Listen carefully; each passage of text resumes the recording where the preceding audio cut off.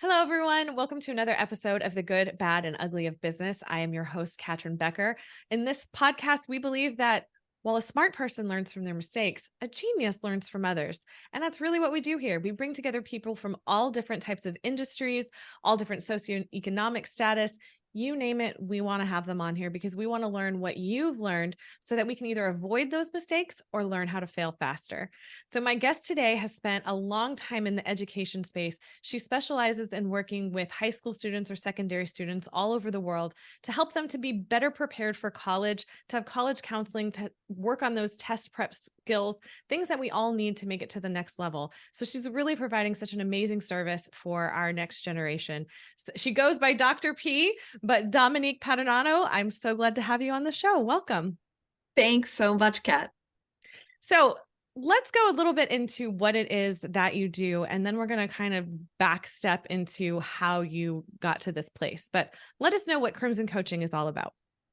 Sure. So Crimson Coaching is basically Dr. P. I do occasionally hire other tutors to tutor things that I can't, but I would say I do probably 95% of the tutoring myself. And so it kind of falls into three buckets. The first one is academic tutoring. So if a student's having a problem in school or maybe just wants to brush up on a subject. The second is test prep, and the large majority, it's either SAT or ACT, preparing to take those two tests. And then the last bucket is college counseling, either making up a college list for a student or helping them with their college essays for applications. So when you say a college list, like potential schools that they could apply to.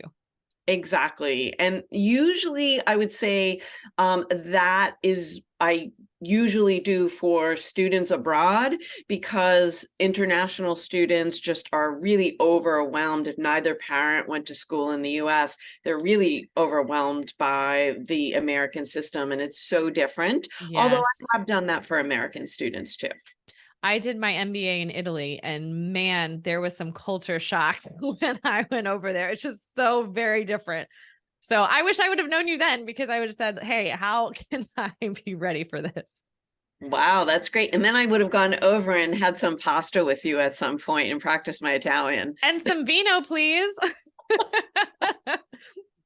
um, well, I love that you offer this service. And something that I talk about a lot with my clients is the idea that our human brain isn't fully developed till the age of 25.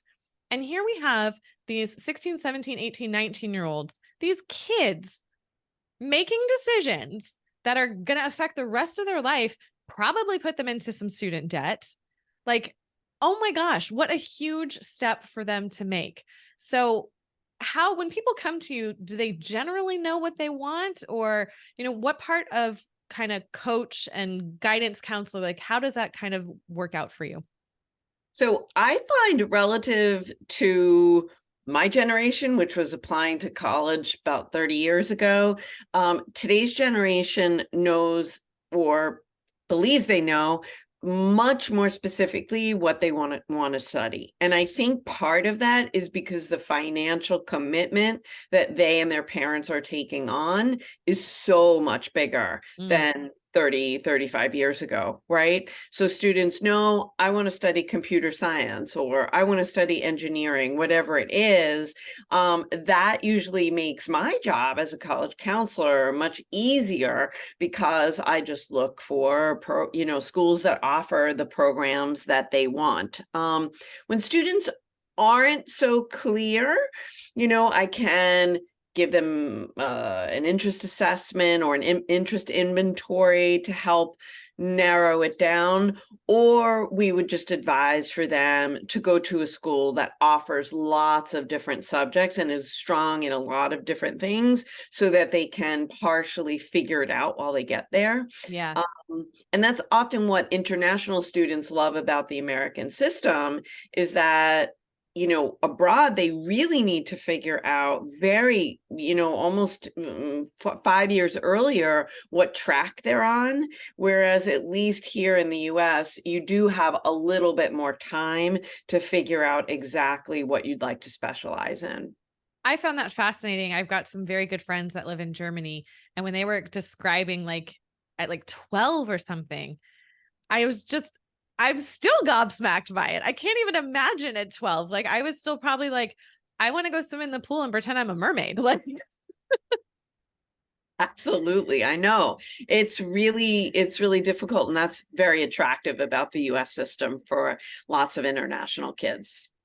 and I can see why they would want to have that and have guidance for that. So it's wonderful that you are there to provide that service. When it comes to standardized testing, and maybe this has just changed over time, but I can remember like I know the ACT was there and the SAT, but I had no idea like which one I needed to take or any of that. And the internet wasn't really around to provide as much information to that. So is that even still an issue, or like does a student today need to take both? I mean, what's kind of your opinion and advice on that? A lot of parents want students to take both. I always advise, before you go down the road of preparing for both, though, take a practice test for the ACT and take a practice test for the SAT, and then decide. Most students will score relatively similarly in terms of percentile. And if that's the case, study for the one where you felt more comfortable in, because they're very different tests. And now I don't know, a lot of people who aren't in the education space don't know this, but the SAT itself is undergoing a major overhaul at the end of the year. It is becoming much shorter, and it's transitioning to an all digital format in 2024. And so that's another, Wow. yeah, it's huge. So now the SAT will be almost half as long as the ACT. So Wow. I predict the ACT is going to have to change, because no kid is going to want to sit for a 4-hour exam when they can take a 2-hour and 14-minute exam. Sure. So most of my listeners are parents. You know, Mhm. I would love to say that I had 18-year-olds listening, but let's be real. They don't really care about the good, bad, and ugly of business just yet. They're worried about who's going to go to prom with them. But for the parents, um, I would assume that they are your main client. They're the ones who are going to be paying. And how do they come to find you, and what are they generally like looking for in order to help their child, to really succeed and to thrive and to be ultimately their best?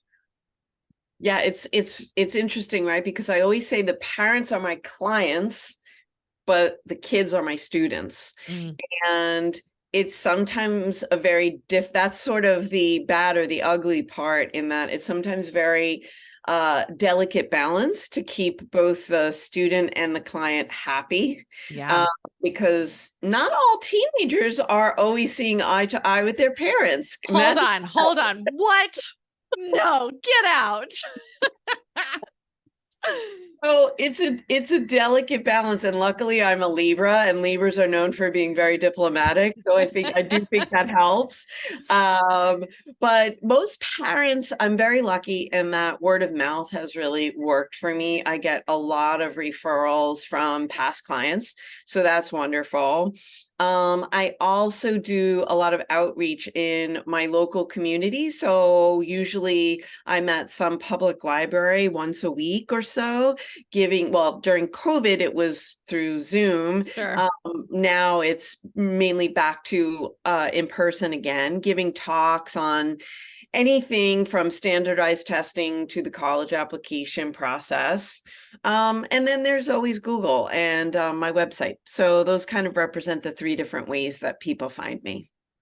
I'd have to imagine, I mean, going back to parents and kids not seeing eye to eye, I'd have to imagine that parents want it more than their kids, because we know the value of having that good, school on your resume. It opens so many more doors for that first job.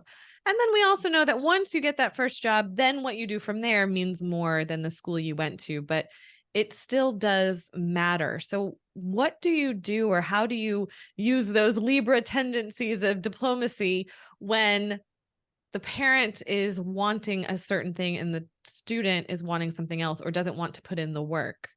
How do you navigate those situations? And I'm just assuming that those happen. So if I'm completely off base, will just let me know.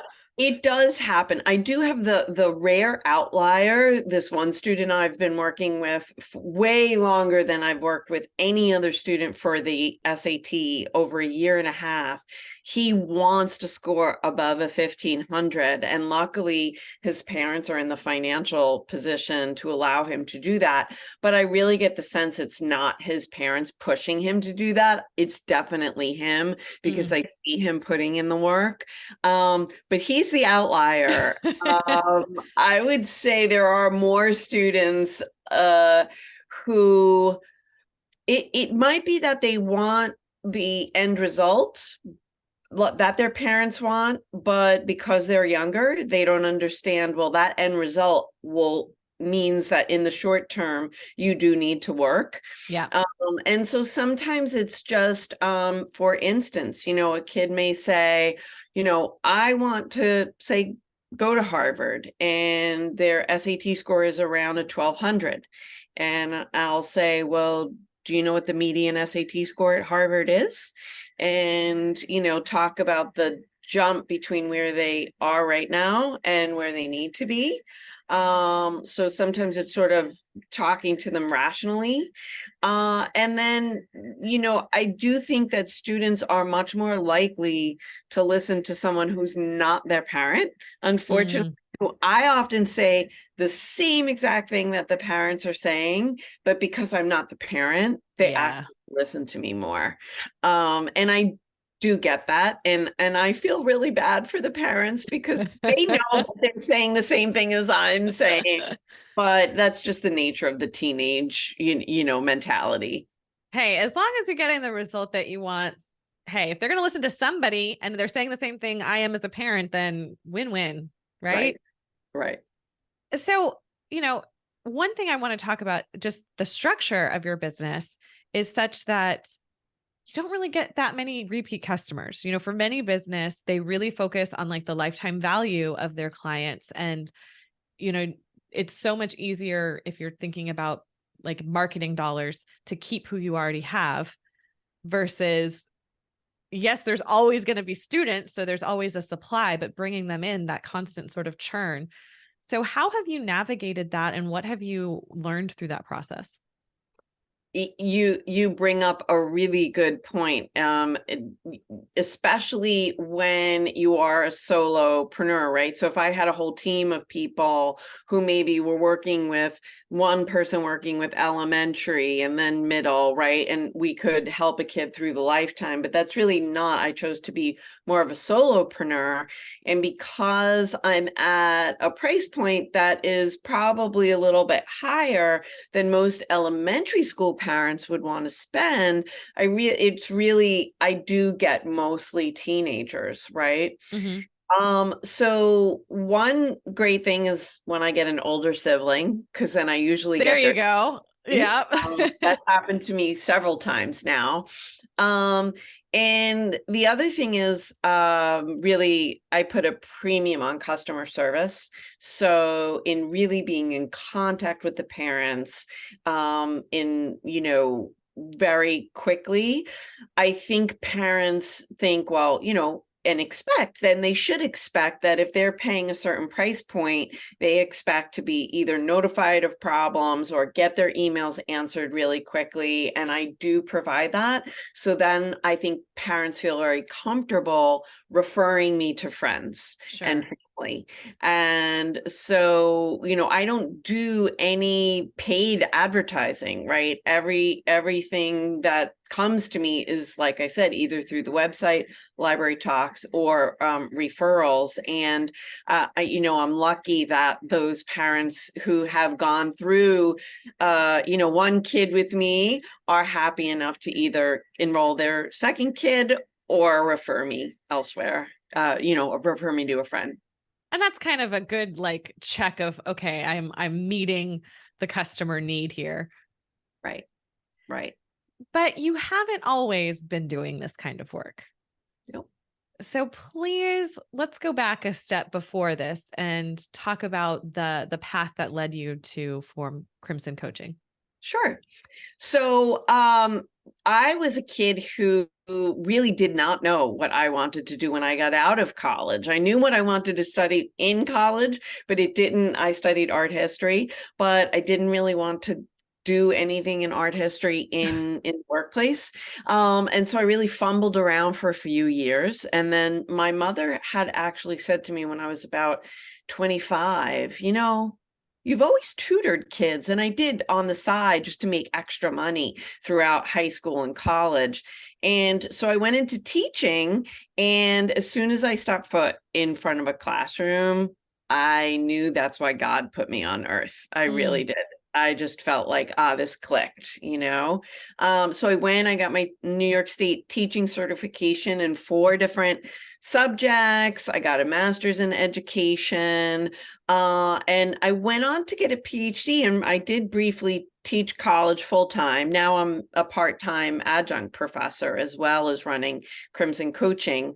But when I came back to New York after teaching full time in Texas, I went back into the high school level at some very elite public and private high schools here.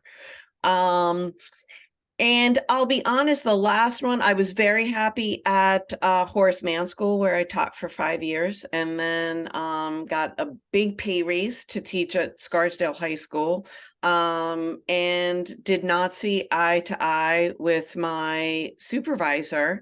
mm. And unfortunately, after my second year, was not asked back for a third, and which was shocking to me because here I was, this overachiever. I graduated with high honors from Harvard, had never been not asked back to a job. And I thought, I was very lucky, because when I went from Horace Mann School to Scarsdale High School, I got a 30% pay raise, but I didn't spend that money. I banked it all. Oh, so smart.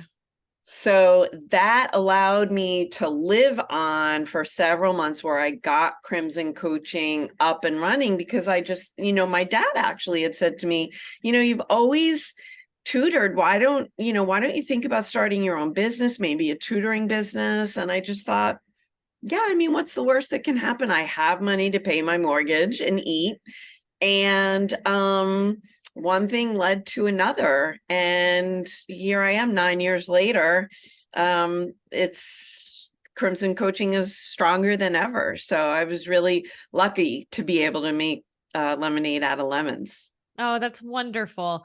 Yeah. And it's a very different skill set. I mean, when you're working in, well, I've never worked in a school setting myself, but I know that it seems like there's a lot of bureaucracy, maybe is the right word. Yeah. There's a lot of levels that go in there. There's a lot of structure to it. There's a lot of rules that say this is where you can color. Entrepreneurship is not like that. I mean, yeah, there's some rules, but I mean, you can really go any direction, do anything you want with it. So, how was that process for you navigating coming into starting your business? Who do you want to focus on? How do you market? How do you do all these things? How to run a business? Like, how did you learn how to do that? I will admit that the lack of bureaucracy and hierarchy of running your own business is why I really began to thrive. And I think that's why I was never fully happy in any school that I was in, because I'm a person who really bristles against having rules imposed upon me, especially when I don't understand the efficacy of those rules. Yeah.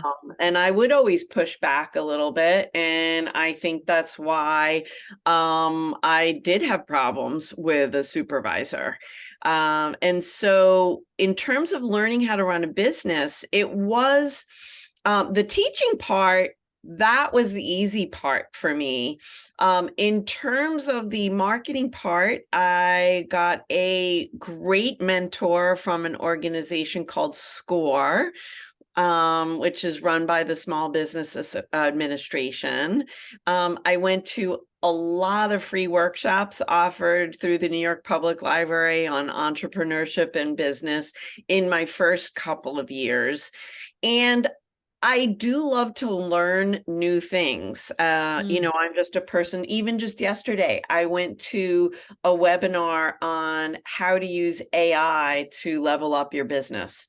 So I think I'm a person who's not afraid of learning, say, technology, even though I don't really consider myself a techie person. yeah. I always feel like, what's the worst that can happen, right? Um, and I do have to say the one thing of taking this on, it's made me a lot more confident of a person and a lot less afraid of making mistakes because, you need to be able, when you're an entrepreneur, you need to be able to experiment, and not everything you try out of the gate is going to be successful, right? Yeah. Everything from, pricing. I remember one year my prices were too high and I wasn't getting any clients. And my mentor said, I think your price might be too high, but why don't you ask some people who decided not to keep on hiring you? And sure enough, my prices were too high. So I needed to lower them. And then lo and behold, I wound up getting clients. So, being able to admit that I was wrong in that situation, right? Yeah. Like maybe I wanted to make X, but the market wasn't willing to support that. And so I had to say, okay, I'll take 3/4 of X and still be happy, right? Yeah. Well, and pricing is such an interesting thing because there's so much psychology behind it. Because there's that tipping point of if your prices are too low, you must be not having as much value. Like it is like a razor's edge. Sometimes it feels like. It is. And the funny thing about, New York City is a crazy market, right? I was in New York City at that time, and I knew that there were people that were paying um 3 times what I was charging. So in my mind, it was like, well, no, it's not too high. But what I failed to realize was, well, the people who were my clients were not in that echelon, right? They Yeah. weren't billionaires, and they Yeah. maybe liked me and thought I was great, but they couldn't afford 3 times. And, that's okay. So the lesson I learned there was, yes, you can raise prices, but you want to do it really incrementally and do things like maybe if you are going to raise prices in a time of inflation, like now, maybe raise it for new clients, but keep old clients at the old rate so that you could keep those old clients, right? Things like that I don't think I was necessarily savvy to when I first started out. Well, and market segmentation, I mean, is such a huge piece of knowing who your client is and where they are. Because if you don't know that piece, you could be wasting your time in doing that. Um, I firmly believe that relationships are, the foundation of all business, that we're all people, no matter what it is that we're selling, whether it's product, service, tech, no matter what, it's all people behind it at the end of the day. Um, and obviously, going to a school like Harvard that everyone in the world has heard of, um, I feel like that must have been a huge help for you in having those relationships, you having connections with your other colleagues, other students from Harvard, and having that name behind it. Like, what parent doesn't want their kid tutored by, a Harvard alumna? Like, right? Well, and that's how I got the name of my business, right? Because the color of Harvard, which you could see, this is my class photo and my diploma there is crimson, right? And so that's how I got the name. And people who I guess know that certainly have stopped and said, "Oh, crimson, you go to Harvard?" And I did get hired based on name recognition of crimson alone once, but certainly things I have tutored Harvard alumni kids. We have my class 1993. I know I'm dating myself, but it is what it is. We have a very strong Facebook page, and so people know that I do what I do, and I've probably tutored now at least 5 classmates' kids. So but I didn't really start out as an entrepreneur. I really started out as a teacher. And so I don't necessarily think it I mean, it certainly didn't hurt me earlier in my career, but I don't think it's helped me to the same extent that it has now. When, yes, I mean, people do have that exact mindset. Oh, she went to Harvard, she must be smart. But I will say, without a caring personality behind it, I don't think just the Harvard name would have gotten me this many clients, because Mm. ultimately I think most parents want to know that the person in front of their child is going to care about them. And if you don't care about the kid, I don't think you can be a really effective tutor. Mm. I think that makes a lot of sense because you're spending, a fair amount of time with them each week. Like, what does it typically look like? Is it, 1 hour a week, 5 hours a week? Does it totally depend on what they're looking for? Which one of your services? Yeah, and it'll also depend on how much time they have to reach their goal. So, sometimes people will approach me 6 weeks before the SAT and, they'll say, I want to go up 200 points.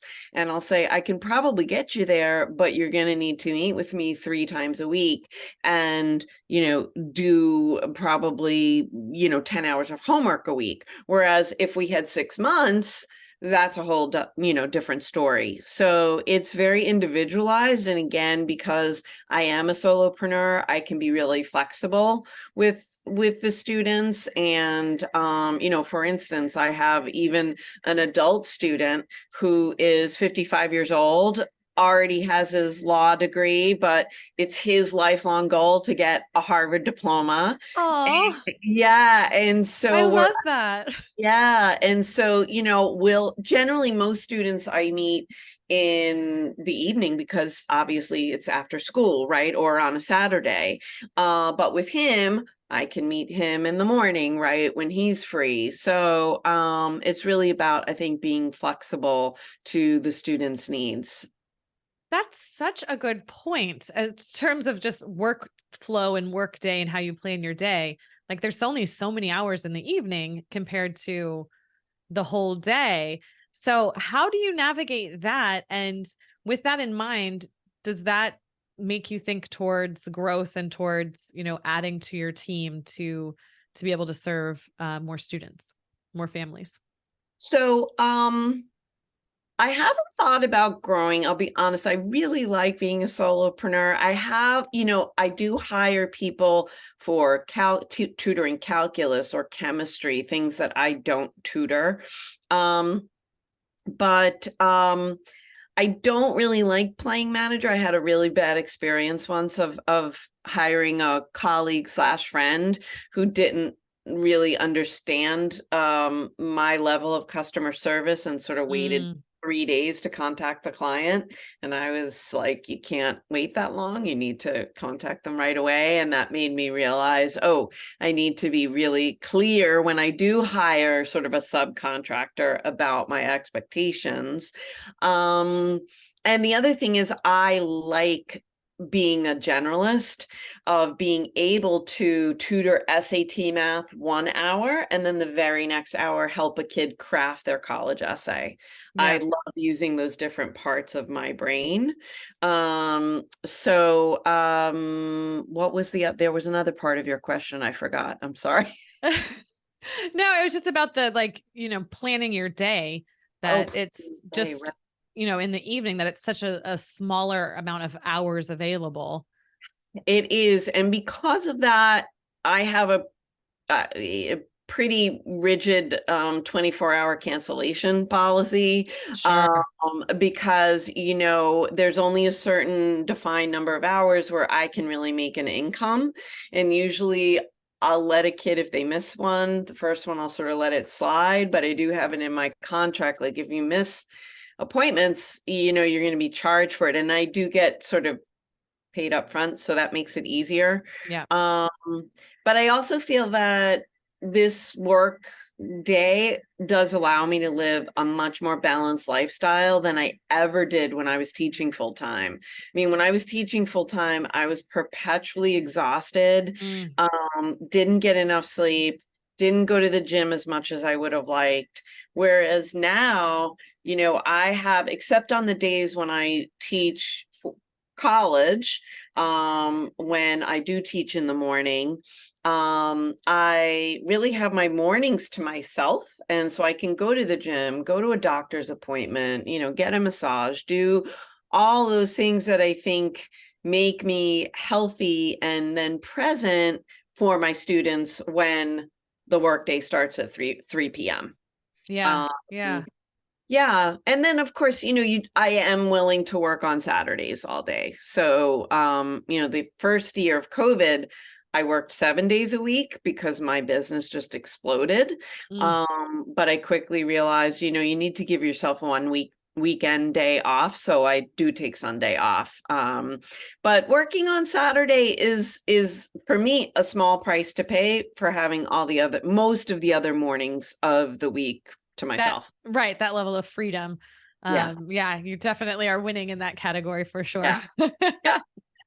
Well, thank you so much, Dr. P, for being here and for sharing more about what you do. I think it's such a great balance of, yes, you describe yourself as a generalist because you work with so many topics, but also so specifically because you're only working with like teenagers.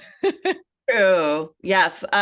Other than my 55-year-old student, yes, most Right, of them are exactly. teenagers. Yes. And sometimes he can be a teenager up here. So I feel like that's the case with many men. No offense. No offense. Oh, I might just edit that okay. out. Well, please tell everyone how they can get a hold of you and the best way to work with you because you do work globally. And are you taking new students? I am, yeah. So the best way to get hold of me is by emailing me directly at info@crimsoncoaching.com. But if people just kind of want to check out my work a little bit more closely, they can either go to crimsoncoaching.com's blog, or I have a YouTube channel. You could just put in Crimson Coaching, and I have a wide variety of mostly 30-minute webinar topics ranging from college essay writing to should I take the SAT or ACT topic. Perfect. Perfect. Well, is there anything else that we haven't discussed that you would like to share before we wrap up? No, just that I would say to anybody who's contemplating being an entrepreneur and specifically a solopreneur, if you're a person who is by nature really self-motivated and you don't need somebody, getting you up in the morning or telling you what to do, totally try, and you have a little cushion of cash to rely on, which definitely helps. I say go for it because it's such a rewarding lifestyle. Oh, I love it. Thank you so much for being here and sharing with us. Thank you so much. It's been great being here, Kat. And for the listeners, thank you so much. If you enjoyed this episode, please make sure to like, share, and subscribe. And tag somebody. Maybe someone has kids this age or you do. Share this information with them so that they can learn and see if this is something that's a good fit for them. If there's any topics that you're curious about or industries you want to learn more about, please reach out to me. I'd be happy to research and find the perfect person to interview to get all your questions answered. Until next time, everyone, have a great day.